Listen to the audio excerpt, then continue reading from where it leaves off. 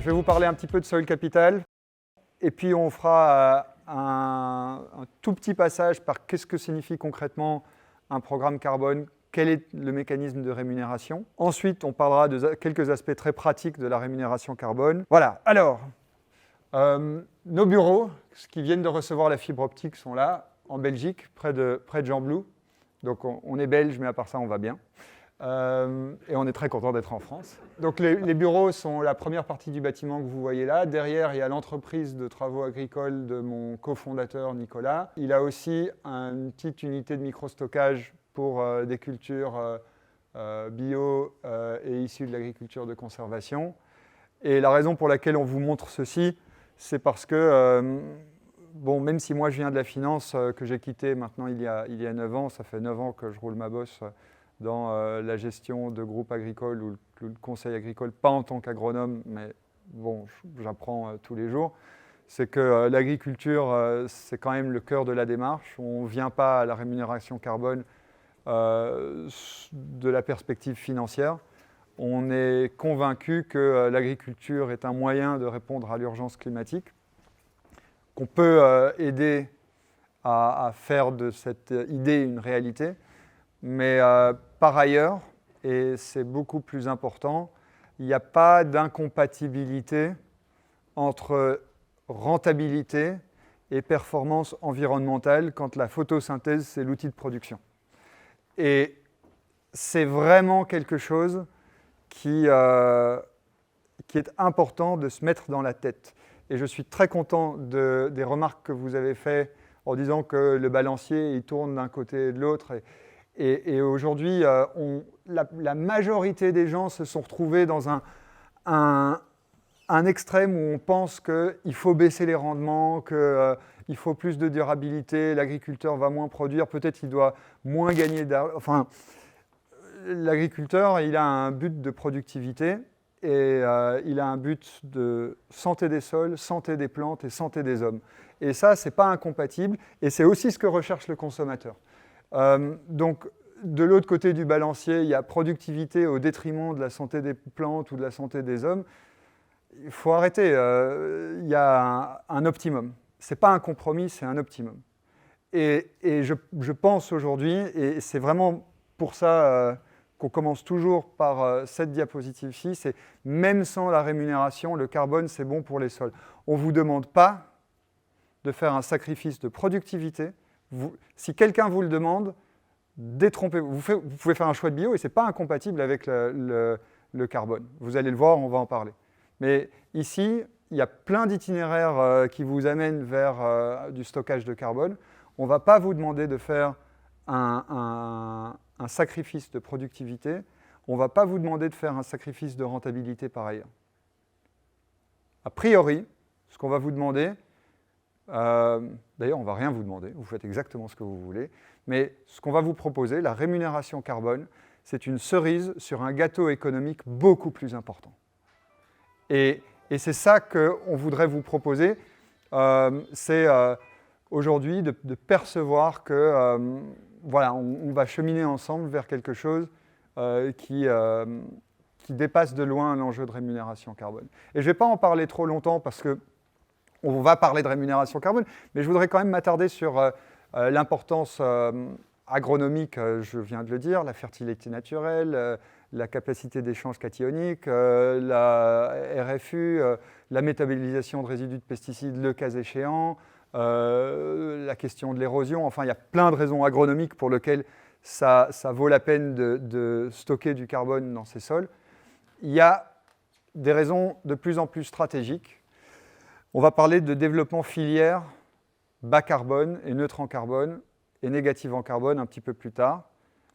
Et au-delà de la rémunération carbone, construite sur la rémunération carbone, il y a en plus des primes filières qui, je pense, vont devenir disponibles. Ce n'est pas notre métier de vous offrir des primes filières, mais le fait d'avoir des cultures certifiées en carbone un jour va vous permettre à vous de dire s'il y a des filières neutres en carbone qui s'organisent, moi je peux vous garantir que mon carbone, ma culture est neutre en carbone.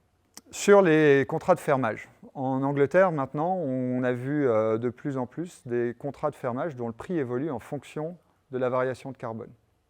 En Australie, on a vu des parcelles voisines se vendre à des prix très différents en fonction de la quantité de carbone qui s'y trouve. Donc ça devient un indicateur objectif de la valeur de la terre.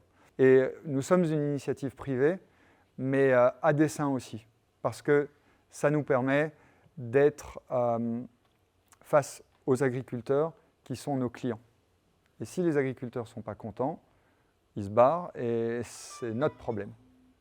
C'est notre problème directement. On n'a pas de subvention, on n'a rien d'autre que la relation avec les agriculteurs. Donc, on va commencer à parler du revenu du carbone maintenant, après cette introduction un peu plus philosophique. On va mettre tout le monde sur la même ligne de départ.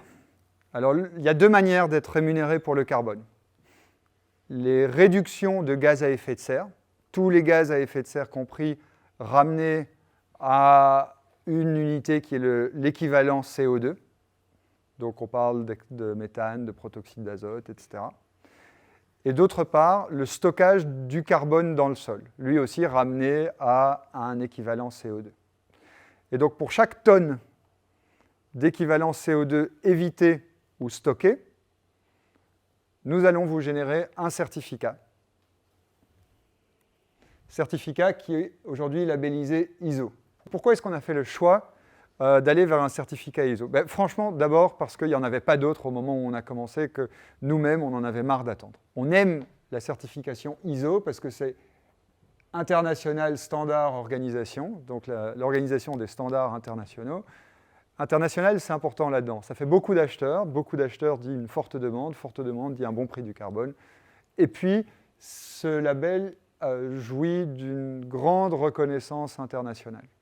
Et il y a plein de différentes cahiers des charges que ce label certifie. Il certifie la qualité d'un processus de production d'un produit, il certifie un calcul de gaz à effet de serre. Il y a des codes différents pour chacune de ces certifications.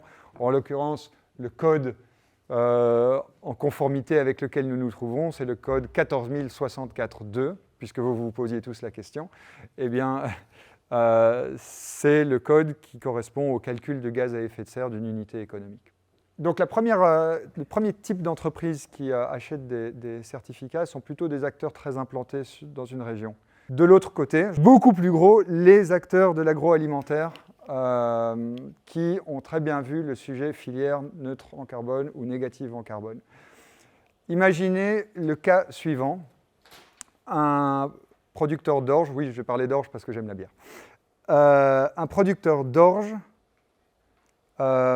stocke tellement de carbone que l'entièreté de la filière qui la transforme et qui la transforme en bière et qui l'amène au consommateur n'émet pas autant de carbone que ce que l'agriculteur a stocké.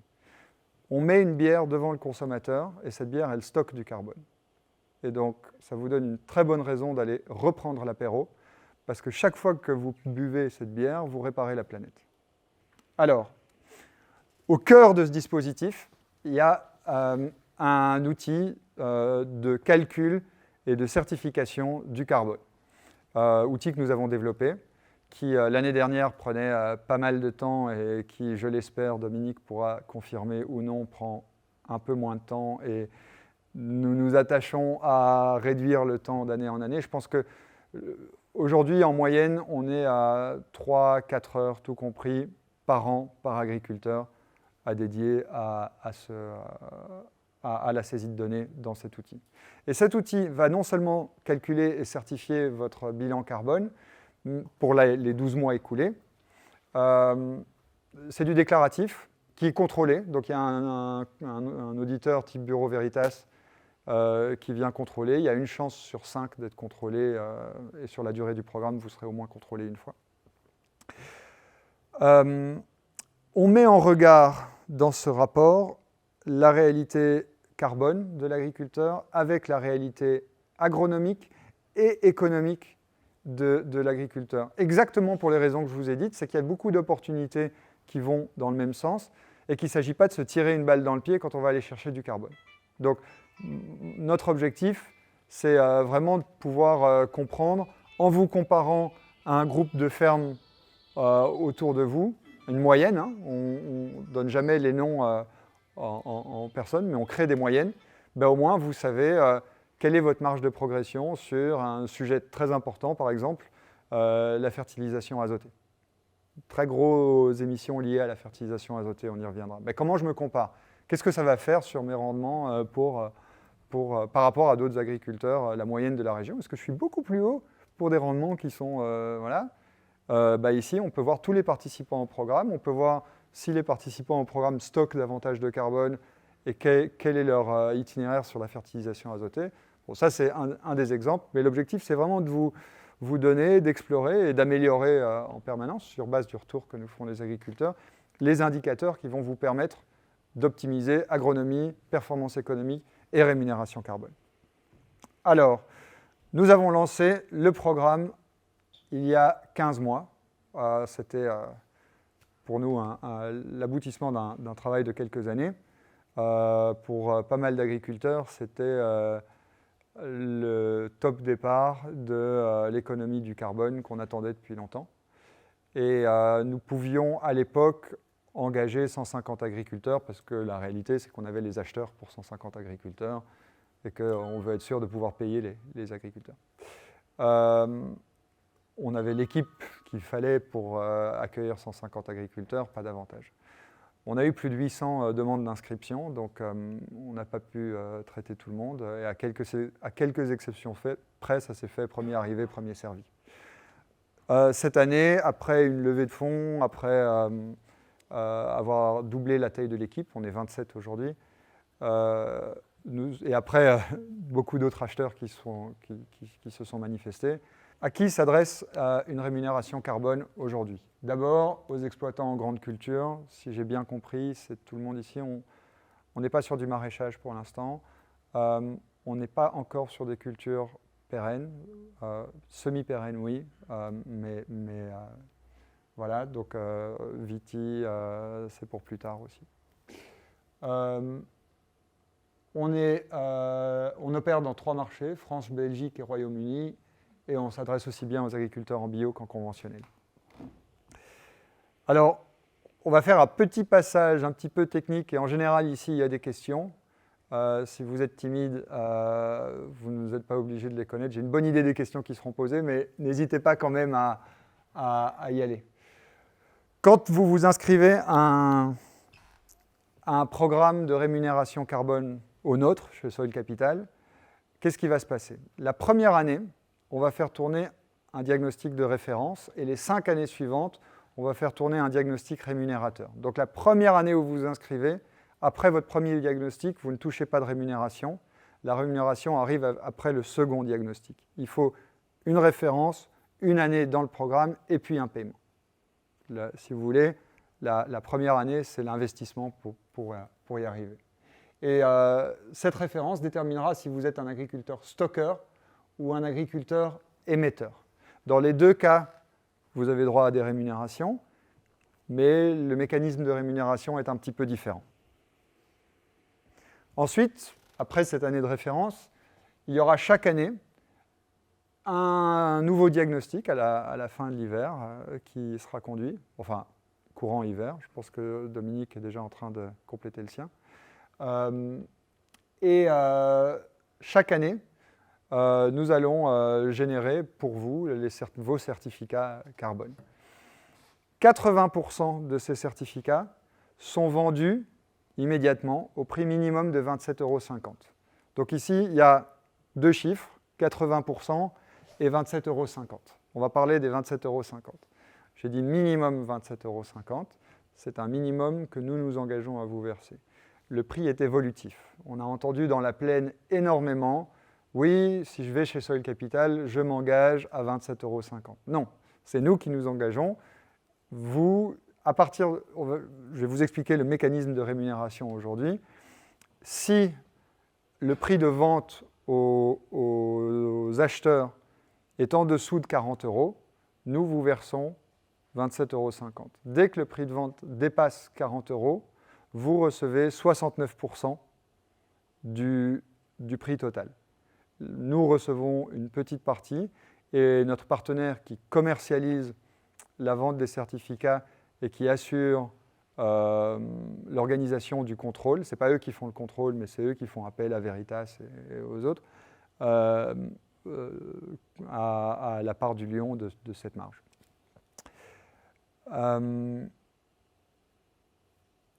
Ça, c'est le mécanisme. Aujourd'hui, où en est-on? On pense qu'on va générer environ 12 000 certificats pour la première année. Ils sont tous vendus aujourd'hui. Si on en génère plus, on a des acteurs qui sont positionnés pour les racheter. Et le prix de rachat tourne autour de 40-43 euros. Et donc, on tournera entre 27 euros et 30 euros pour la première saison. Pour la deuxième saison, on est déjà en train de vendre plus cher. Donc, on espère voir cette tendance continuer pour pouvoir effectivement rémunérer mieux.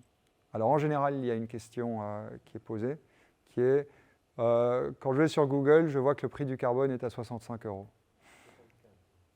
Ouais. Ben voilà, bravo de poser la question. Donc, il y a deux marchés carbone, et c'est important de le comprendre parce que sinon on s'en mêle vite les pinceaux.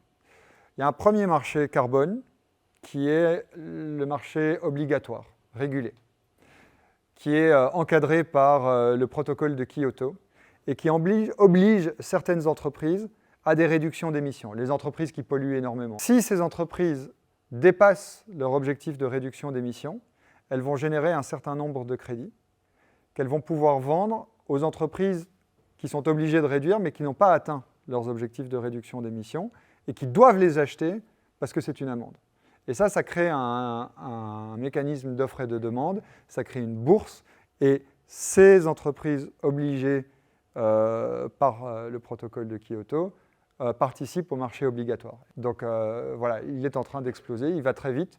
Cela dit, quand nous vendions nos certificats à 40 euros, ce marché-là, il était entre 20 et 30 euros. Donc, il ne faut pas s'imaginer qu'il faut absolument être sur le marché obligatoire. Il y a de la volatilité, il y a une rareté et il y a une saveur locale, une valeur locale au crédit carbone agricole français. Mais le marché volontaire, qu'est-ce que c'est? C'est un marché où il n'y a pas de bourse, ce sont des transactions de gré à gré. Où va le marché du carbone? Le GIEC, il annonce un prix pour le marché volontaire et obligatoire à 150 euros la tonne d'ici 2030. Ça, c'est la réflexion du moment. Donc, bon, ça vaut ce que ça vaut, mais je pense qu'avec l'urgence climatique et avec le rôle que l'agriculture joue, il ne faut pas oublier que dans le monde, comme en Europe, comme en France, c'est 40% des terres qui sont dédiées à l'agriculture. Et bien, si 40% de ces terres peuvent devenir une source de stockage de carbone plutôt qu'une source d'émission de carbone, ça correspond quand même à un revirement très très important du potentiel de changement climatique que peut offrir un territoire. Les 80%. Donc 80% vous sont payés immédiatement, 20% sont mis dans une réserve d'assurance parce que quand un acheteur carbone vous achète un crédit carbone, ce n'est pas pour redégager le carbone immédiatement dans l'atmosphère. Il y a une volonté de pérenniser le stock de carbone. Et donc, cette réserve d'assurance, elle va durer 10 ans, pendant lesquels on vous demande de maintenir le stock de carbone dans le sol. Et si après 10 ans, le stock a été maintenu, la réserve d'assurance est libérée à la vente, pas au prix d'il y a 10 ans, mais au prix du moment. Donc, normalement, c'est plutôt un bon placement. Bon, donc concrètement, si vous ne vous réinscrivez pas à un programme après l'année 5, eh bien, entre les années 6 et les années 10, vous n'avez rien à faire. Il suffit de ne pas redégager le carbone du sol. Nous, on ne vient pas vous embêter, on ne vous demande pas de refaire des diagnostics. Simplement, il y a un système de vérification satellitaire. Et s'il y a un travail du sol indu, eh bien là, à ce moment-là, ça déclenche un coup de fil de notre part, éventuellement un contrôle pour comprendre ce qui s'est passé. Et s'il doit y avoir un ajustement, il y a un ajustement à ce moment-là. Et à partir de l'année 11, en année 11, il y a les certificats, les 20% des certificats de l'année 1 qui sont libérés. Là, en année 12, c'est les certificats de l'année 2 et ainsi de suite jusqu'en année 15. Alors, l'objection dans beaucoup de têtes, c'est oui, mais je m'engage pour 15 ans, j'ai aucune envie de m'engager pour 15 ans. Vous avez bien raison de ne pas vouloir vous engager pour 15 ans. Vous ne vous engagez pas. Ce programme vous est proposé, mais vous quittez le programme quand vous voulez, sans frais, sans pénalité, sans justification. On vous paye chaque année à partir de l'année, 18 mois après votre inscription. On vous paye chaque année pour les 80%. On ne revient jamais vous chercher ce qu'on vous a payé. Ces sommes, elles vous sont définitivement acquises. Ce n'est pas des avances sur recettes futures, c'est l'ajustement, il se fait sur les 20%. Donc, vous quittez quand vous voulez. Alors maintenant, on va parler du mécanisme de rémunération. Vous vous souvenez, en année de référence, je disais que vous pouvez être soit émetteur, soit stockeur. Eh bien, ici, on fait votre premier diagnostic et il se trouve que vous êtes un agriculteur qui émet. Alors, ici, dans cet exemple indicatif, l'agriculteur, il va émettre 1,5 tonne et cette 1,5 tonne de son année 0 va constituer la référence pendant les 5 prochaines années. Tout ce qu'il arrivera à réaliser de mieux que cette référence en bilan gaz à effet de serre lui sera rémunéré, même s'il continue à émettre. Donc, vous n'êtes pas obligé de passer d'un émetteur à stockeur du jour au lendemain. Vous mettez le curseur où vous voulez, on ne vous impose pas de cahier des charges, et vous allez chercher la rémunération que vous voulez et qui correspond au risque que vous voulez prendre. OK ? Là, le scénario inverse, c'est que vous êtes déjà stockeur, comme c'est le cas de Dominique aujourd'hui, et ici, on ne va pas vous demander de vous améliorer encore, parce que peut-être que vous êtes déjà très optimisé. On va vous comparer à une référence régionale à laquelle une décote est appliquée. Et donc, tant que vous faites mieux que 250 kg émis, vous serez rémunéré pour cette différence. Même si d'une année à l'autre, vous faites pire que votre année de référence. Ce n'est pas grave. Tant que vous stockez, tant que vous faites mieux que ces 250 kg. Donc, ça vous donne quand même de la marge. On vous demande juste de maintenir certaines pratiques. Alors, en général, ce qu'on entend à ce moment-ci, c'est, au fond, ça vaut la peine d'être un bon gros pollueur en année de référence. Parce que je vais maximiser mon delta entre ma référence et ce que je peux stocker. Alors, de grâce, ne croyez pas ça. D'abord, polluer, ça coûte de l'argent. Ça coûte de l'argent en carburant, en main-d'œuvre, en intrants. C'est un coût agronomique aussi parce que avec les passages, c'est de la compaction. Enfin, il y a beaucoup de raisons de ne pas le faire et ce serait l'équivalent de jeter le gâteau pour manger la cerise. Donc, c'est une première raison. Mais il y a une autre raison plus importante, c'est qu'on n'a jamais vu le modèle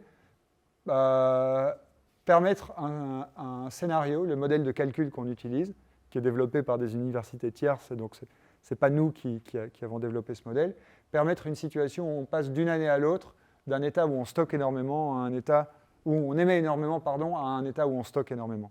Il y a toujours une progression. Ça, c'est la deuxième raison. Et la troisième raison, vous le verrez tout à l'heure, vous allez voir que les agriculteurs plafonnent plus ou moins à 2 tonnes. On peut être un agriculteur très extractif, très intense. On n'a vu que très très peu d'instances où les agriculteurs émettaient plus de 2 tonnes. En revanche, on voit qu'il y a des agriculteurs qui stockent 2 tonnes, 3 tonnes, 4 tonnes. On a un agriculteur dans le programme qui stocke 8 tonnes et demie. Et on est en année 0 de l'économie du carbone. Donc on va tous continuer à apprendre ensemble. Donc les potentiels de stockage sont beaucoup plus intéressants pour la rémunération carbone, mais aussi agronomiquement et économiquement, que le potentiel d'aller gruger le système avec une année de référence élevée. Alors, quelques données pratiques.